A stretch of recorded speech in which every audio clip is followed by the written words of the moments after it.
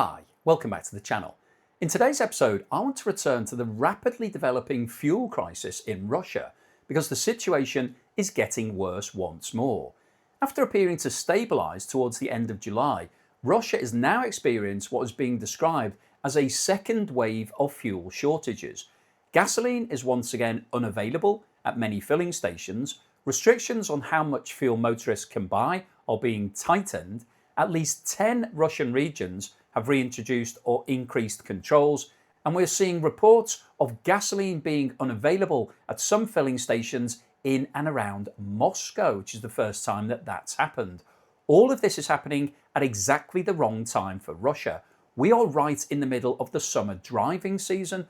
Russia is entering the critical agricultural harvesting period when enormous quantities of diesel are needed for tractors, combine harvesters and trucks. Ukraine has intensified its attacks on Russian oil refineries, and perhaps most importantly from an economic perspective, Russia is losing refinery capacity at a time when refined petroleum products are at some of the most valuable commodities in the world and the prices are sky high. So this simply isn't a story about people struggling to fill their vehicles. This is a much bigger economic problem that's developing for Russia. Russia is basically being hit twice. It doesn't have enough refined products for its own domestic market, meaning it has to restrict exports and import fuel from other countries. But at exactly the same time, the war in Iran has pushed international refining margins to extraordinary levels. So Russia is not only having to buy expensive fuel, it's also missing the opportunity to sell huge quantities of refined products into one of the most lucrative markets we've seen for many years. And we're going to get into the numbers behind that because they are quite incredible. But before we do so, if you're enjoying these economic updates, can you please give this video a thumbs up? And also, if it's available to you, hit that funny little hype button which is alongside the thumbs up, which will help to promote this video to more viewers. And also, if you're not a subscriber, please hit that red subscriber button because it really helps me with the algorithm and more importantly, puts a smile on my face. Now, the best place to start with is this map because I think it demonstrates just how widespread this problem has become. When we first started talking about fuel shortages in Russia, they were concentrated in individual regions. But look at the situation now. This is the largest country in the world geographically. Russia stretches across 11 time zones, and yet large parts of this enormous country have either severe fuel restrictions or partial restrictions. There are relatively few areas that appear completely unaffected. And I think that's an important point. This isn't simply a shortage in Crimea or the areas within Ukraine that Russia is occupying. Restrictions are now spreading across the whole of the enormous country of Russia. And even Moscow has not been completely insulated. Russia initially managed to protect Moscow by redirecting fuel from other parts of the country, including Siberia, and increasing its imports. But Reuters is now reporting that gasoline has once again been unavailable at many filling stations in the Moscow region. And Moscow is politically important. If you've got shortages thousands of kilometers away from the capital, that's one thing. But if motorists around Moscow start finding filling stations without gasoline, it becomes considerably more visible. The first major wave of shortages developed in May, June and July. At one stage, Russia's gasoline production was estimated to be covering only 65% of its normal seasonal demand. So for every 100 litres of gasoline that would normally be required, domestic refining was producing only 65 of those. Russia responded aggressively. Exports were restricted and banned. Fuel quality requirements were also relaxed so you could have lower quality fuel. Inventories were released. Fuel was redirected around the country and Russia started importing increasing quantities of refined petroleum products from places like India. Bizarrely, India doesn't even have its own crude. Those measures appeared to work. Towards the end of July, shortages eased in some areas, restrictions were relaxed, and it looked as if the government might be starting to get the situation under control. But then Ukraine launched another wave of refinery attacks, and now we're seeing the consequences. Reuters reports that at least 10 of the regions in Russia have now tightened their controls, and there's another interesting number. gasoline sales through the St. Petersburg International Mercantile Exchange fell by around 20% during the first part of August compared with the second half of July. That suggests this isn't simply panic buying by motorists. There is a genuine problem with the amount of fuel moving through the Russian system. And at the heart of the problem are Russia's oil refineries. This is really important because Russia does not necessarily have a shortage of crude oil. Russia is one of the world's largest producers of crude. The problem is turning that crude into something useful, because none of us can put crude into our cars or tractors or combine harvesters if we had one. And you certainly can't put it directly into an aircraft. The crude has to go through refineries where it's converted into gasoline, diesel, jet fuel, and all the other petroleum products that the economy actually consumes. And Ukraine has increasingly concentrated its attacks on exactly that part of Russia's energy infrastructure. Russian refining activity has now fallen close to a 20-year low, and some of the recent attacks have caused serious damage. One of the most significant was the attack on the Orsk refinery in the Orenburg region. Orsk can produce around 6 million tonnes of crude oil every year and produces gasoline, diesel, aviation fuel, and other petroleum products. Following the Ukrainian attack, the plant stopped processing crude altogether, and the regional governor has warned that repairs could take as long as 6 months. And that's a very important development, because there's a massive difference between knocking a refinery offline for a couple of days and taking it out for potentially half of this year. And sanctions make the situation much more complicated, because some Russian refineries depend on specialist foreign equipment that can be difficult to replace. Ukraine doesn't need to destroy every refinery in Russia to cause these sorts of problems. It simply needs to keep enough processing capacity offline for long enough that Russian production remains below domestic demand, and that's where we are right now. And if another refinery is attacked while the first one's still being repaired, the pressure obviously starts to accumulate. But there is another important aspect of this story which I think is potentially even more damaging for Russia, and that is money. Because Russia has suffered this collapse in refining capacity at possibly the worst conceivable moment. The war in Iran has transformed the global petroleum market. At the height of the crisis, Brent crude oil traded at $126 per barrel.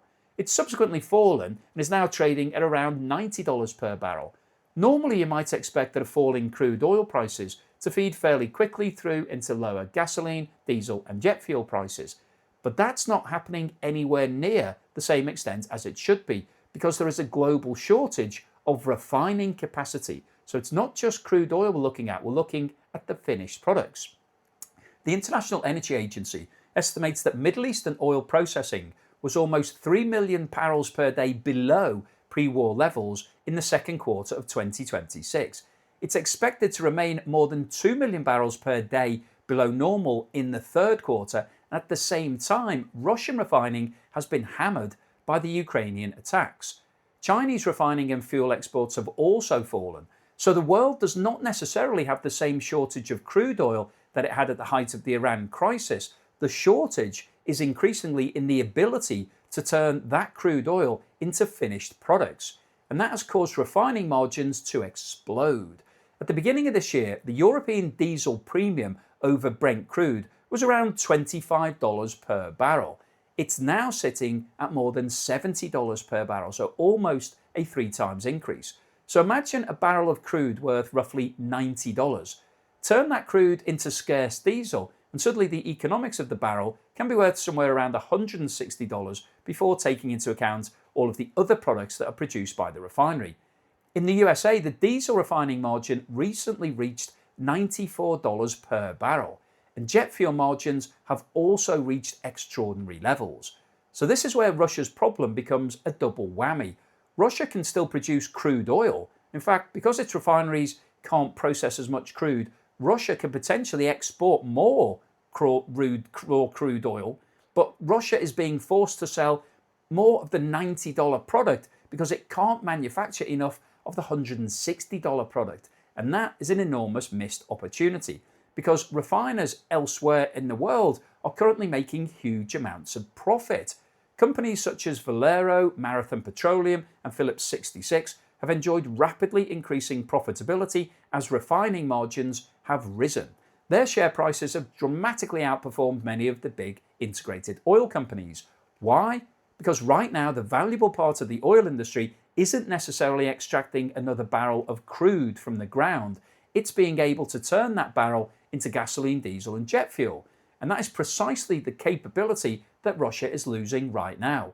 Russia's seaborne exports of refined petroleum products fell to around 3.9 million tonnes in July. That was roughly 1/3 lower than it was in June. And compared with July last year, exports were down by more than 50%.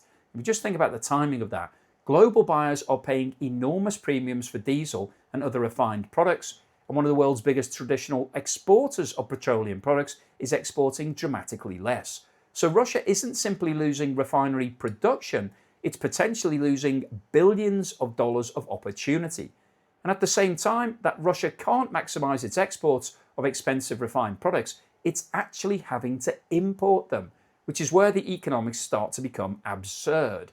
Russia has imported gasoline from India. India has become one of the world's largest buyers of Russian crude oil over the past 4 years, but now Russia is selling that crude oil to India. Indian refiners are taking the Russian crude, turning it into products like gasoline and diesel. The refining companies capture the extremely valuable refining margin, and Russia then buys back some of that finished product because it doesn't have enough refining capacity at home. Russia is effectively exporting the cheap raw material and importing the more expensive finished product. It's also dramatically increased fuel imports from Belarus. Belarusian gasoline deliveries into Russia reached 212,000 tonnes in July, while diesel deliveries reached 162,000 tonnes. Russia has also sourced gasoline from Kazakhstan and Morocco. So one of the world's largest energy producers is having to assemble supplies of finished fuel from neighbouring countries and from suppliers thousands of kilometres away simply to keep its own domestic market operating. And now Russia has another problem approaching: the harvest. Russia is one of the world's largest agricultural producers and a major exporter of wheat. Modern agriculture consumes enormous quantities of diesel. You've got tractors working the fields, combine harvesters operating for long periods, trucks moving crops into storage, other trucks transporting grain towards ports and distribution centres. All of that requires fuel. And unlike somebody planning a weekend journey with their car, farmers can't simply decide not to use diesel for a couple of months. The crops have to be harvested when they're ready. If you don't harvest them, you'll lose them. That's why the Russian government has introduced special measures designed to ensure that agricultural producers receive the fuel they need. And that tells us something. Governments don't normally introduce emergency procedures to guarantee fuel when everything's functioning perfectly. And the danger is that Russia is now entering the most fuel-intensive part of the agricultural year, while simultaneously suffering another round of attacks on its refining infrastructure. So the government has an increasingly difficult balancing act. It needs gasoline for motorists, it needs diesel for agriculture, it needs fuel for trucks and logistics, and it needs jet fuel for aviation. It obviously needs enormous quantities of petroleum for its military services as well. And historically, Russia would also export significant volumes of those products and generate valuable foreign currency. There simply isn't enough refined fuel to satisfy all of those demands at the moment, so something has to give. And currently, the thing that is giving is exports. But economically, that is incredibly painful because international refining margins are currently so attractive. And this is why I think this story has become much bigger than queues at Russian gas stations. Ukraine appears to have identified one of the most economically sensitive points in the Russian energy system. Russia has enormous reserves of crude oil, no question. Stopping Russia extracting every barrel of that oil would be increasingly difficult. But Russia has a finite number of large refineries, around about 44. Those facilities are very expensive, they're complicated, they contain imported technology, and when one is damaged, it can take months to repair. Ukraine therefore does not necessarily need to stop Russia producing crude oil. It can potentially achieve significant economic disruption simply by preventing Russia from converting enough of that oil into high-value products that both Russia and the rest of the world desperately want. And the timing could hardly be worse. The summer driving season is putting pressure on gasoline demand. The harvest is putting pressure on diesel. The Iran war has reduced refining capacity elsewhere in the world. International refining margins are extraordinarily high, and another wave of Ukrainian attacks is hitting Russian refineries. So Russia is currently being squeezed from virtually every direction. It doesn't have enough refined fuel at home. It has had to restrict highly profitable exports. It's had to import expensive finished products, and it's missing the opportunity to cash in on one of the strongest refining markets that we've seen for years. So although Russia continues to pump millions of barrels of crude oil every single day, that doesn't solve its problems, because right now having oil isn't enough. The real value is in being able to refine that oil, and that's precisely where Russia is becoming increasingly vulnerable. So hopefully you've enjoyed today's video, you found it useful, informative, and most importantly, thought-provoking. If you've liked what I've said, then please give me a thumbs up. Please subscribe to the channel if you haven't done so already. If you can see that hype symbol, then please press that because it will boost this video. Thank you so much to everyone that's supported me, which includes you watching this video. I really do appreciate it. But if you've bought me a coffee or sent me YouTube super thanks or signed up as a patron or a member, thank you for that support. It really genuinely does keep me going and making these sort of videos. So thank you, really do appreciate it, and I'll see you again next time.